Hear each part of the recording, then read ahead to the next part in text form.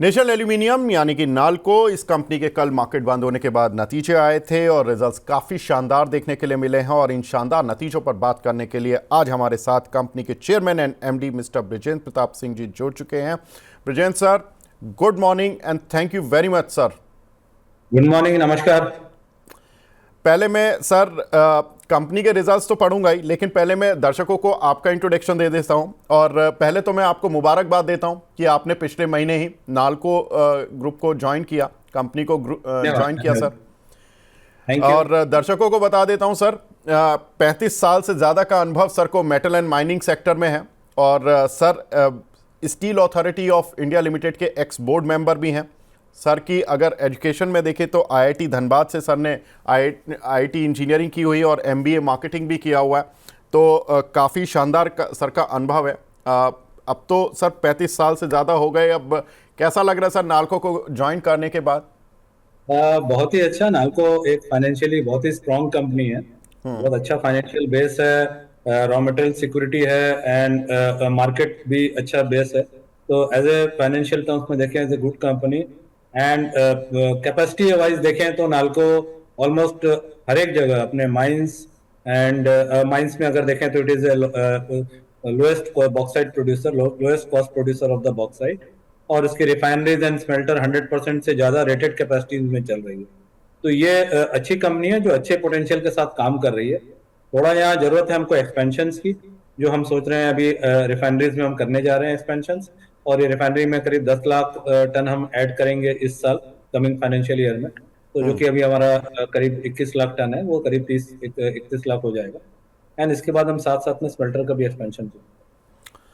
बिल्कुल, एक्सपेंशन पर sir detail में बात करूंगा। और कंपनी के रिजल्ट्स में दर्शकों के लिए पढ़ देता हूं। कंपनी के कल जो नतीजे आए हैं उसमें रेवेन्यूज़ में करीब 39% का जंप देखने के लिए मिला। 3348 से बढ़कर 4662 4662 करोड़ का रेवेन्यू देखने के लिए मिला। 471 करोड़ से बढ़कर कंपनी का प्रॉफिट 1566 करोड़ रुपए रहा, जिसमें कि 233% का जंप देखने के लिए मिला है। और अगर आप एबिटा देखेंगे, एबिटा मार्जिन्स देखेंगे, ज़बरदस्त ग्रोथ देखने के लिए मिली है। एबिटा में 201% की ग्रोथ देखने के लिए मिली है। वहीं मार्जिन्स में देखें तो डबल से भी ज़्यादा के मार्जिन्स हो चुके हैं।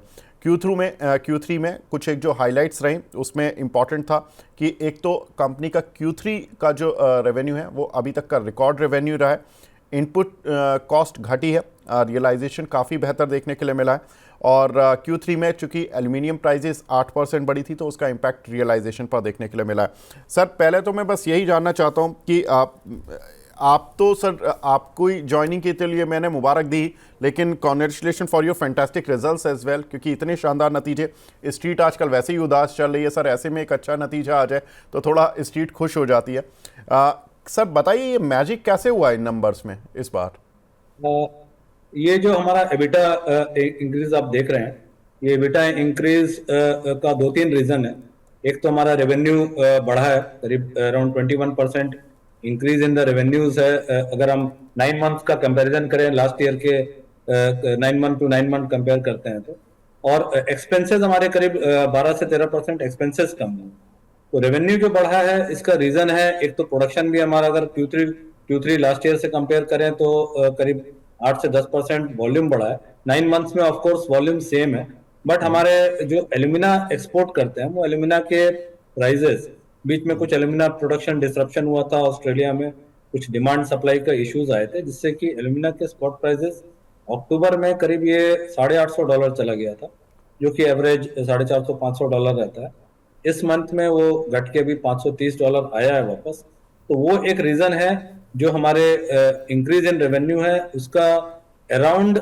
जो अगर हम एबिटा भी देख लें, एबिटा का 60% 65% contribution is due to this increase in prices, जिसके कारण हमारा आया है। एंड अराउंड 35-40% जो हमारे एक्सपेंसेस कम हुए। एक्सपेंसेस दो फ्रंट में कम हुए हैं। एक हमारे रॉ मटेरियल के कॉस्ट कम हुए हैं, जो हम सीपी कोक खरीदते हैं वहां पे कुछ कॉस्ट में हमको एडवांटेज मिला है। कुछ वेंडर्स हम लोग ऐड किए हैं। हमारा जीनएल जो एक जॉइंट वेंचर है जो कॉस्टिक सोडा हमको देता है, वहां से भी हमको अच्छा कॉस्टिक सोडा मिल रहा है, वहां से एडवांटेजेस आ रहे हैं कुछ। और तीसरा है हमारा जो कोल है। कोल हम पहले टोटल कोल MCL से लेते थे, जो कि लिंकेज एंड ई ऑक्शन कोल था। अभी हमारे अपने माइंस हमको लास्ट ईयर मिले हैं। लास्ट ईयर हम लोग उससे करीब 2.5 to 3 मिलियन टन प्रोडक्शन किए हैं। इस साल हम लोग और प्रोडक्शन बढ़ाएंगे 4 मिलियन टन। तो रॉ मटेरियल फ्रंट में करीब हमारा 400 से 500 करोड़, और पावर एंड फ्यूल जो जिसमें कोल का मेजर कंट्रीब्यूशन है वहाँ 600 करोड़ का एडवांटेज आया है। तो एबिटा जो डिफरेंस हमारा लास्ट ईयर से अगर हम कंपेयर करें तो जो 3,000 करोड़ का जो एबिटा डिफरेंस आ रहा है 9 मंथ्स का, अगर हम लास्ट ईयर से लाइक टू लाइक देखते हैं तो उसमें करीब 1800-1900 crore due to sales realisation, and 600 crore raw material, and 500 से 600 करोड़ पावर एंड फ्यूल में। बिल्कुल सर, सेल्स रियलाइजेशन तो ठीक है, हम मान लेते हैं कि एल्यूमिनियम के जो प्राइसेस होते हैं वो इंटरनेशनल मार्केट से ड्रिवन होते हैं। हालांकि इस क्वार्टर में 8% बढ़े क्यू ऑन क्यू बेसिस पर। पहले मैं रियलाइजेशन से ही शुरू करता हूं सर, क्या आउटलुक है आपका प्राइजेस को लेकर? आउटलुक प्राइजेस की जहां तक सवाल है, अभी तक जो फोरकास्ट था कि एलएमई प्राइजेस जो फर्स्ट क्वार्टर में और सेकेंड क्वार्टर में करीब 2560 2570 के आसपास था, और ये जो लास्ट क्वार्टर अभी क्वार्टर 4 जो चल रहा है इसमें करीब 2600 के आसपास एलएमई प्राइजेस चल रहे हैं। एंड जो नेक्स्ट ईयर का फोरकास्ट है दैट इज अराउंड 2575 का फोरकास्ट है एलएमई प्राइस। बट ये जो अभी टैरिफ्स जो डिक्लेयर हुए हैं जी यूएस के द्वारा, जी तो ये बिल्कुल। टैरिफ्स को मद्देनजर रखते हुए प्राइजेस के ऊपर प्रेशर जरूर आएंगे, क्योंकि यूएसए में जो इंपोर्ट हो रहे थे aluminium from Canada, UAE, Canada major importer, हालांकि इंडिया से बहुत ज्यादा एल्यूमिनियम एक्सपोर्ट नहीं होता यूएई को, बट दूसरे कंट्री से जो एक्सपोर्ट हो रहे थे हो सकता है वो रिड्यूस हो और वो एल्यूमिनियम दूसरे मार्केट में आएंगे, जो कि प्राइस का प्रेशर आ सकता है। तो जो फोरकास्ट है नेक्स्ट ईयर का around 2575 US dollar LME price, वो थोड़ा सा मे बी $20-25 और कम हो सकता है for the next year. But this quarter में अराउंड 2600 के आसपास एवरेज हमारा एक्सपेक्टेशन है कि रहेगा। जी एज सर, फार मैं एज इसी एल्यूमिनियम कंसर्न, एल्यूमिना का प्राइस है ये करीब अभी $530 चल रहा है। जी तो चूंकि यूएस का जो टैरिफ अभी लगाया गया तो इसमें यूएस का जो कैपेसिटी है, यूएस एल्यूमिनियम कैपेसिटी करीब 1.2 मिलियन टन प्रोडक्शन कैपेसिटी है, जो कि हम लोग 0.7 कर रहे हैं। काफी स्मेल्टर्स वहां अभी बंद है। वो स्मेल्टर्स स्टार्ट होंगे, हो सकते हैं वो स्मेल्टर स्टार्ट होंगे तो हो सकता है एल्यूमिना का रिक्वायरमेंट और बढ़ सकता है। तो एल्यूमिना के प्राइजेस में हम हमारा पॉजिटिव ये थिंकिंग है कि एल्यूमिना का रिक्वायरमेंट बढ़ेगा, और एल्यूमिना का जो प्राइजेस रहता है वो टोटल डिमांड सप्लाई के ऊपर ही लिंक्ड रहता है, क्योंकि एल्यूमिना को हम स्टोर नहीं कर सकते, एल्यूमिनियम को स्टोर कर सकते हैं। तो एल्यूमिना का कुछ अगर डिमांड बढ़ेगा तो उसके प्राइजेस हो सकता है कि इस लेवल में रिटेन करें, अगर नहीं डिमांड बढ़ेगा तो थोड़ा और कम हो सकते हैं एल्यूमिना के प्राइस। तो सर, ये जो टैरिफ लगा है इसमें ही मैं जानना चाहता हूँ कि इंडिया में एल्यूमिनियम इंडस्ट्री पर कितना बड़ा इम्पैक्ट आने वाला है, और दूसरा कि नेशनल एल्यूमिनियम का कितना बड़ा एक्सपोर्ट फ्रंट है, कितना एक्सपोर्ट करते हैं आप, और यूएसए में कोई एक्सपोजर है क्या आपका? एज फार एज हमारा कंपनी का नाल्को का तो हम एक्सपोर्ट अभी नहीं कर रहे हैं, क्योंकि हमको डोमेस्टिक में एल्यूमिनियम का रिलाइजेशन अच्छा मिल रहा है, ओके। एक्सपोर्ट में हमको रेट नहीं मिल रहा। और इंडिया का एज ए होल देखें तो इंडिया का भी यूएस में बहुत ज्यादा प्रेजेंस नहीं है। यूएस जितना इंपोर्ट करता है उसका ऑलमोस्ट 1-1.5% ही इंडिया से जा रहा है। इंडिया के एक्सपोर्ट दूसरे कंट्रीज में ज्यादा हो रहे हैं, जो कि Vedanta and may be Hindalco कर रहा है। तो इमीडिएट बहुत ज्यादा इम्पैक्ट नहीं दिखता। इम्पैक्ट यही है कि वो जो यूएस में जो एक्सपोर्ट्स हो रहे थे, कनाडा नहीं है वो चीज, अगर यूएस का डिमांड कुछ कम होगा, अगर यूएस में टैरिफ लगा है तो दो ही चीज है कि वहां पे एल्यूमिनियम के कॉस्ट जो बाहर से आ रहे हैं वो बढ़ेंगे। तो बढ़ने से दो चीज हो सकता है, या तो वहां का प्रोडक्शन पिकअप करेगा या वहां के डिमांड कम होंगे। अगर डिमांड कम होता है तो वो एल्यूमिनियम दूसरे मार्केट में आएंगे तो प्रेशर थोड़ा एक्सपोर्ट के ऊपर बढ़ सकता है। ठीक है सर, दूसरा जो मेन पॉइंट था जिसकी वजह से आपके मार्जिन्स बढ़े हैं इस बार, आपने बताया कि रॉ मटेरियल कॉस्ट आपकी काफ़ी कंट्रोल में रही, स्पेशली कोल को लेकर आपका काफ़ी अच्छा आउटलुक है। सर, ये हम मान सकते हैं कि 2025 में भी जो ये जो पूरे 3 क्वार्टर्स रहेंगे FY26 के, और ये अगला क्वार्टर जो आएगा Q4, इसमें आपको कॉस्ट बेनिफिट मिलता रहेगा? हाँ, अभी तो ये जो कोल हमारा है, जो हमारे पावर प्लांट्स को हम कोल फीड करते हैं, तो पहले हम कोल जो मैं बताया हम एमसीएल से लेते थे ई ऑक्शन में और लिंकेज को। तो 7 मिलियन टन हमारा टोटल कोल रिक्वायरमेंट होता था, ओके। जिसमें से करीब हम 3-3.5 मिलियन टन लिंकेज कोल था जिसके प्राइजेस फिक्स रहते थे, और बाकी हम ई ऑक्शन से लेते थे। ई ठीक है। ऑक्शन के प्राइजेस काफी वेरी करते थे, अभी हालांकि थोड़ा कम है। तो वो जो हम ई ऑप्शन से लेते थे 3.5 4 मिलियन टन, वो अभी हमारा internal coal production last year हम 2 किए, 2.5 मिलियन टन किए। नेक्स्ट ईयर उसको 4 मिलियन टन करेंगे, तो वहां से हमको बेनिफिट मिलेगा अराउंड मे बी 150-200 करोड़ का बेनिफिट हमको वहां से आएगा ईयरली। ठीक है सर। ये जो आपकी पोटांगी माइंस है, इसमें ऑपरेशनल ये हैं या अभी होना बाकी है, और इसमें कितना पोटेंशियल है सर? पोटांगी माइंस अभी हमारा जो ऑपरेशनल माइंस है बॉक्साइट का, वो पंचपटमली माइंस है। ओके। पोटांगी की हमको भी नई रिजर्व की लीज मिल गई है, और वो 3.5 million tonne per annum capacity की माइंस है। उसका रिजर्व करीब करीब 120 मिलियन टन रिजर्व है ओके। टोटल। तो ईयरली वहां से 3.5 मिलियन टन हम एक्सपेंशन करेंगे।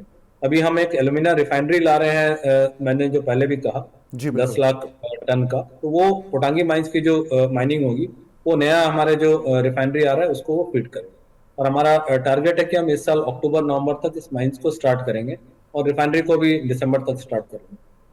ठीक है, यही मेरा सर अगला क्वेश्चन भी था कि जो आपकी ये रिफाइनरी आ रही है कब तक स्टार्ट हो जाएगी? तो दिसंबर तक ये रिफाइनरी स्टार्ट हो हाँ, जाएगी। रिफाइनरी का अगर हम देखें तो अभी फिजिकल प्रोग्रेस करीब करीब 70% हमारा हो चुका है।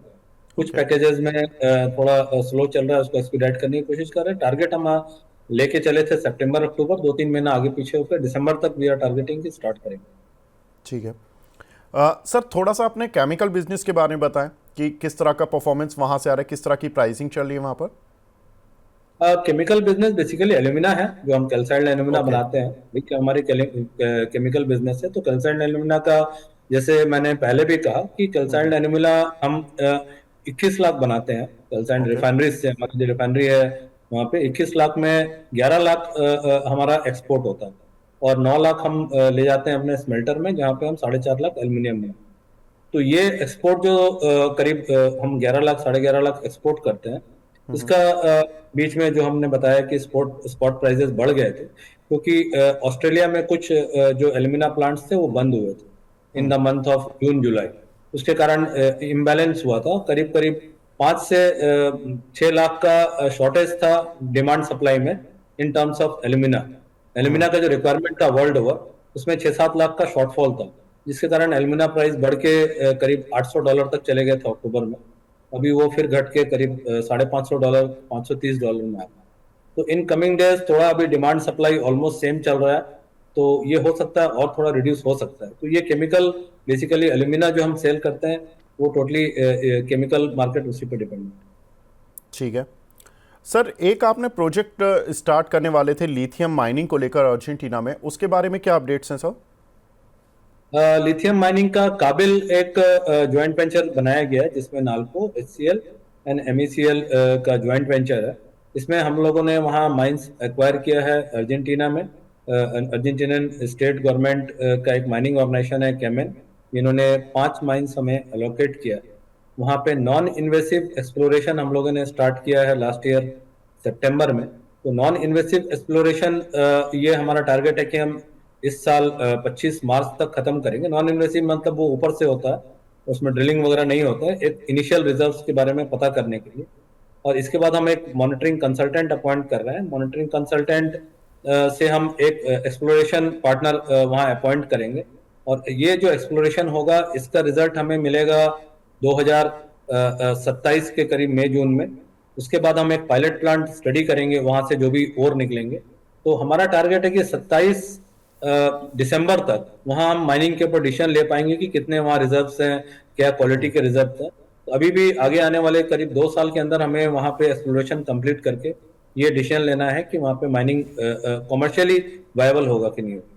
ये टारगेट है कि हमारा 31 दिसंबर 27 मीन्स करीब 2.5-3 साल लग जाएगा।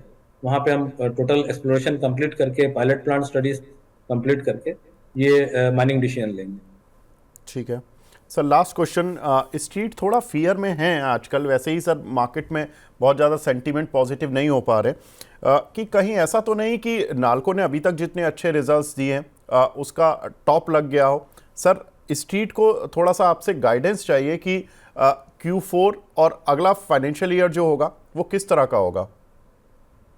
Q4, जहां तक Q4 की सवाल है, Q4 में भी हमारा रिजल्ट ऑलमोस्ट Q3 जैसा ही होगा, क्योंकि Q4 ओके। में जो हम एल्यूमिना एक्सपोर्ट कर रहे हैं वो ऑलमोस्ट हमारे जो स्पॉट बुकिंग पहले हुए थे वही हो रहे हैं, तो Q4 के रिजल्ट ऑलमोस्ट Q3 के जैसे ही होंगे।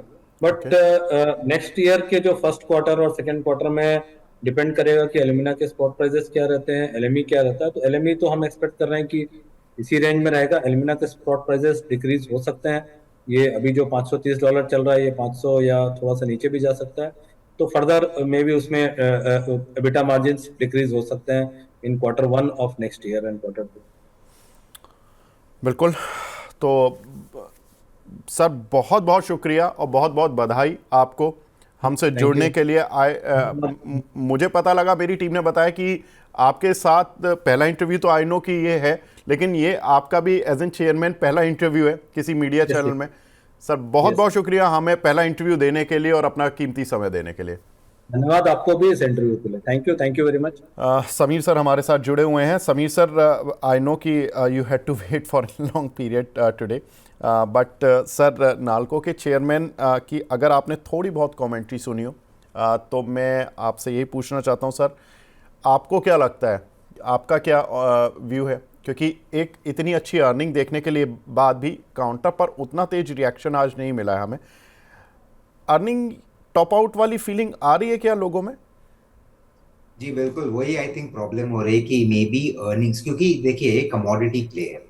कमोडिटी प्ले में two things are very important, one is volume, second is pricing. Sir ने वेरी क्लियरली कहा कि volume increase is going to happen from 20 million tons of alumina to 30 million tons, क्योंकि उनका नया माइन स्टार्ट होएगा और उनकी नई रिफाइनरी स्टार्ट होगी। So we are going to see a jump in the sales in alumina which is definitely a big positive. Problem है कि अलुमिना प्राइसेस इतने रन अप हुए हैं, and they have run up also because there was a slight short supply also, which जो management ने clearly guide किया था कि because of certain problems in Australia. अगर that Australian supply starts and alumina prices start coming down, अगर नीचे आते हैं तो obviously profitability में थोड़ा सा impact तो रहेगा। So market is saying forward looking देखना है rather than backward looking. So yes, one more quarter can be good, but अगर alumina prices नीचे आते हैं then the growth that has to come from volume growth, not from price. और जब price correct होता है तो ऑपरेशनल नेगेटिव हो जाता है, बिकॉज द ऑपरेटिंग लेवरेज जो पॉजिटिव रहती है वो नेगेटिव हो जाती है। सो थोड़ा सा टॉपिंग आउट फीलिंग जैसे लग रहा है, but I still believe there is good value in the company from a longer term perspective, क्योंकि growth in volumes is going to be good. दूसरा, he also alluded to the fact कि US may start some amount of extra production of aluminum smelting, तो उनका भी alumina का requirement आएगा। So maybe alumina prices continue to remain high and that benefits Nalco. Like I said, valuation उतना challenging नहीं है, so maybe it's a good time to look at this to enter from a maybe 1 year perspective, but keep a very close eye on alumina prices. अगर वो गिरने लगे then I think it might be trouble, but if it stays where it is, I think this company can give good return. यहाँ से 30-40% return एक साल में आ सकता है। बिल्कुल। सर लास्ट क्वेश्चन, वो भी छोटा सा क्वेश्चन, क्योंकि मैनेजमेंट ने बोला कि Q4 अच्छा रहेगा लेकिन Q1 Q2 मेरा थोड़ा सा सबड्यूड रह सकता है। तो अगर मैं शॉर्ट टर्म माइंडसेट से कंपनी में एंट्री लेना चाहता हूँ तो मैं सेकंड क्वार्टर के बाद लूँ या अभी ले लूँ कि Q4 प्ले कर लूँ पहले? सो I would say buy it right now, क्योंकि करेक्शन अच्छा से आया है, 250 से 200 का स्टॉक आया हुआ है। Q1 Q2 assumption है कि वीक होगा क्योंकि alumina prices will come down, but we need to see कि ये जो tariffs लगाए हुए हैं on certain things, how it affects. If alumina prices go up because demand for alumina goes up in the US, Nalco का सबसे बड़ा cell alumina है, not aluminium. So if aluminum prices come down, it doesn't affect them as much as long as alumina prices stay up. So I would say invest in it right now. I think we can make a decent 20-25% return in the next, say, 6 months to a year. ठीक है Sameer sir, बहुत बहुत शुक्रिया हमसे जुड़ने के लिए और अपना प्रीशियस टाइम देने के लिए।